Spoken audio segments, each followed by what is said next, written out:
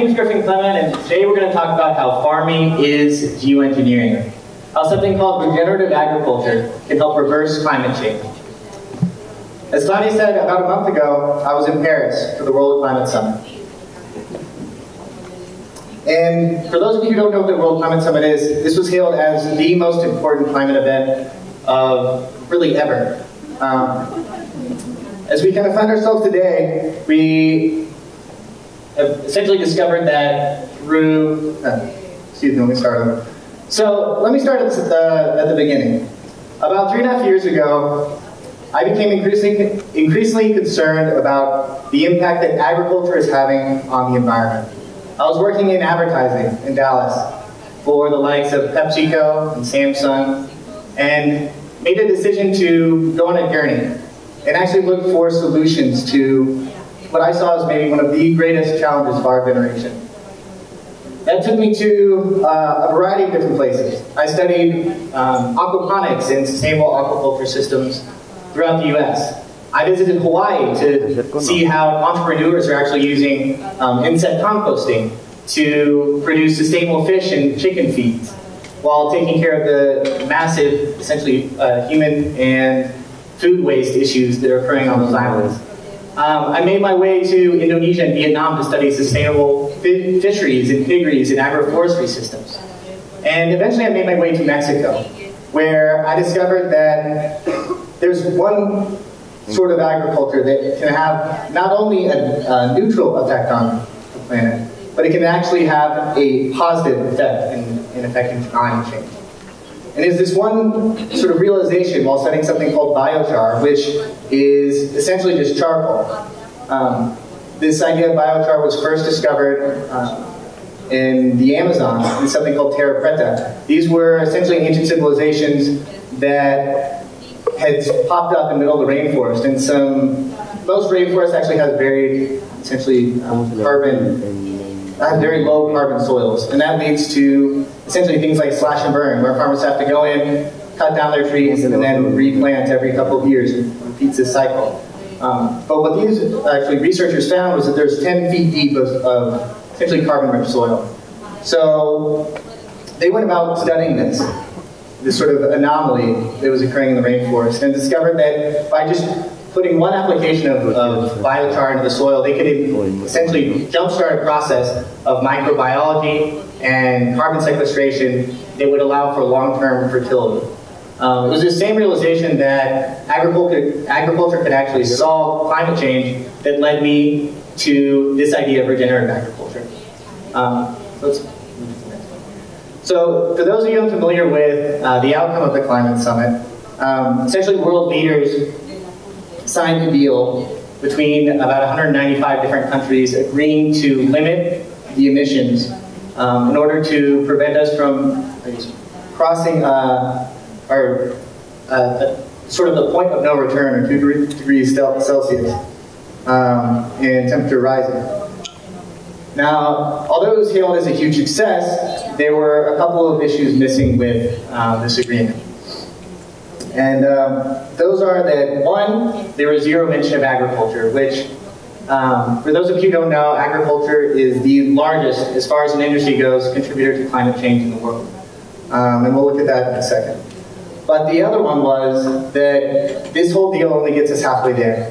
If all the countries that agreed to these emissions reductions do miraculously are able to achieve these within the amount of time within the next 5 years, then we will still have another essentially doubling of those emissions reductions to go before we reach a safe level where we're not going to have to deal with catastrophic climate change. And unfortunately, I don't think that's possible. So that leads us to essentially disaster. So what does that mean for the millions of people that are currently experiencing climate change in the global south? Over the past 5 years since the failing of the Kyoto Protocol, there have been a flurry of studies essentially indicating that we are already experiencing the brunt or the burn of climate change in the developing world. And those who are experiencing this most are small farmers. Those are the ones who are essentially moving in mass to Europe and the global north trying to find a solution and to save their families. As we were in Paris, we saw that with Syrian refugees and refugees coming from all over the north of Africa, across the Mediterranean. So, we have a global climate deal, but it doesn't go far enough. What do we need to do? Well, there is one solution, and that is that we have to essentially close this gap between emissions reductions and the temperature decrease that we need to see. Excuse me. And there's only one way to do that. And that is through something called geoengineering. Now, those of you who don't know what geoengineering is, it's a hot button topic throughout most of the world. If you Google geoengineering right now, you'll probably see a lot of very shocking images and proposals that are on the table to help essentially reverse climate change through sequestering carbon or reflecting the sun's rays through a variety of means. And there's a very good reason that a majority of the climate and activist community are very against anything related to geoengineering. But I'm here to say that we actually have a solution that is not only tested, inexpensive, and essentially has zero negative side effects, but it's something that farmers across the world can put into action right now to not only reduce their impact on the environment, but to have a positive impact on reducing climate change. So what is regenerative agriculture? Regenerative agriculture is essentially, in its most basic form, a toolkit of regenerative food and farming techniques that allow farmers to restore their soil using a variety of different methods. And through that restoration process, they make their food systems more resilient, better able to sequester carbon, reduce methane, and essentially additional greenhouse gases. And finally, they allow farmers to sustainably feed themselves without having to resort to dangerous fossil fuels and synthetic fertilizers. So why do we need to change our agricultural system?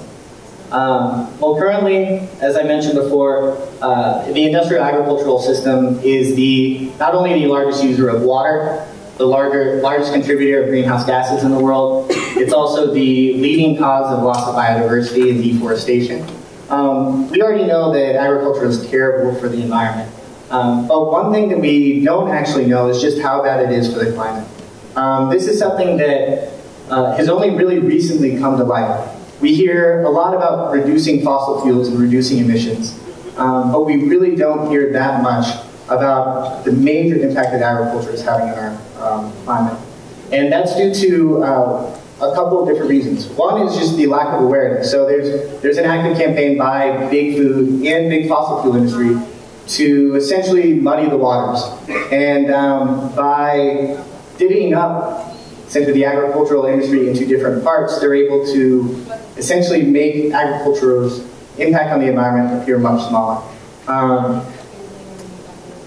Which is kind of shocking considering over the past 12,000 years that we have been actually growing food on this planet, we've had a massive impact on greenhouse gas emissions. So over the past sort of 12,000 years, we have released 320 billion tons of carbon into the atmosphere. But what's more shocking is over the past 150 years, we've released 155 billion of those. And those numbers have been getting exponentially faster as we've moved into a world with a little over 7 billion people, and we're looking forward to a world full of 9 billion.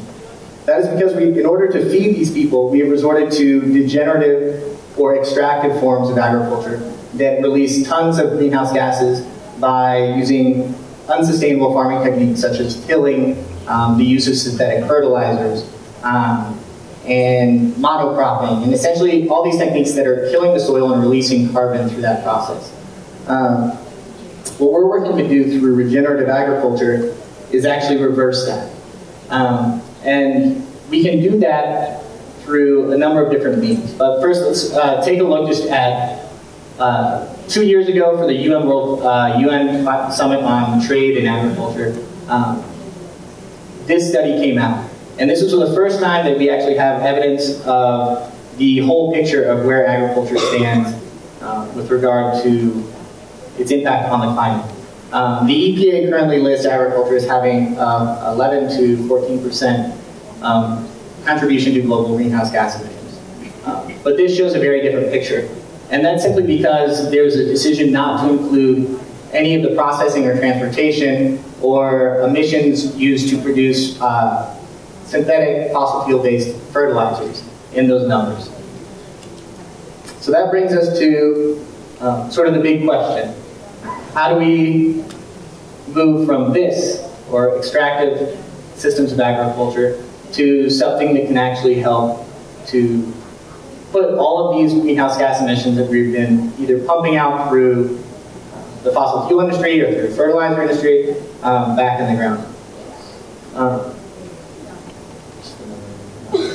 So I'm here to say that we can reverse this trend using some very simple techniques that fall under what we like to refer to as the regenerative agriculture toolkit. They refer to things like biochar, like I mentioned earlier, but more importantly, they have even simpler methodologies. It really just means leaving the soil where it sits and making sure that it doesn't get exposed to sun, to the air, by keeping it covered with cover crops or mulches and manures. And essentially, by building up the biological community in your soil, you are not only reinforcing this process of photosynthesis, but you're sequestering and you're allowing your soil to actually reabsorb a lot of those nutrients.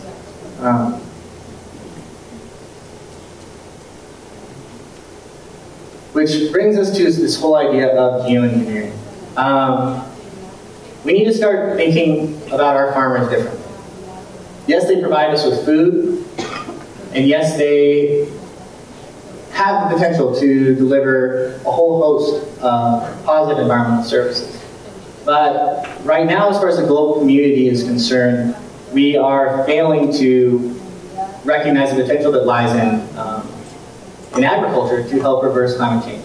Currently, we're investing millions of dollars looking at mechanical and chemical forms of sequestering carbon.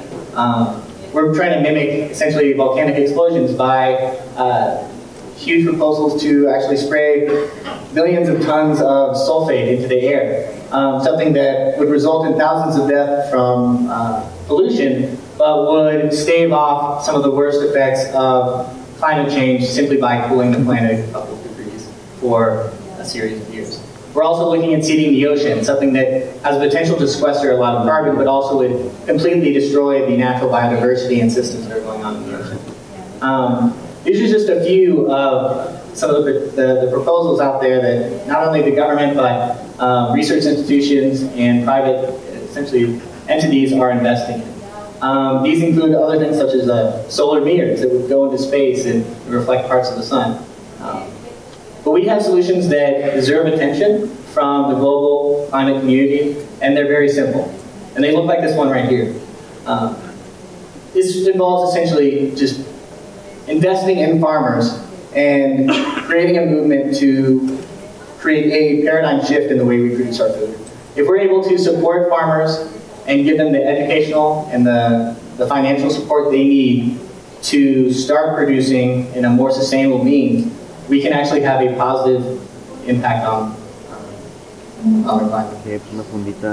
And some of these involve a mix of agroforestry and perennial systems, such as grass or other farmers that are essentially working on developing perennial weed systems. So perennial forms of food have deeper roots, and they don't have to be harvested or plowed every single day. Even cows. So there's a project in California called the Marin Climate Project that is taking something as simple as distributing a ½ inch of compost across degraded grasslands, and they've been shown to actually sequester enough carbon to offset enough of the utilities for all of the San Francisco Bay Area using just 1/4 of the grassland in that region. So there's a lot of really amazing opportunities that go along with this. This is part of the sort of just a few of those that fall under this regenerative agriculture toolkit. And so I just want to wrap this up by saying we need to stop looking at solutions that are potentially destructive for the environment and the climate, and start looking at things that we know and can touch, and that will essentially allow us to not only regenerate our planet, but regenerate our economies, regenerate our human health, and provide for a longer term, more sustainable future. My name is Griffin Klement, and thank you very much.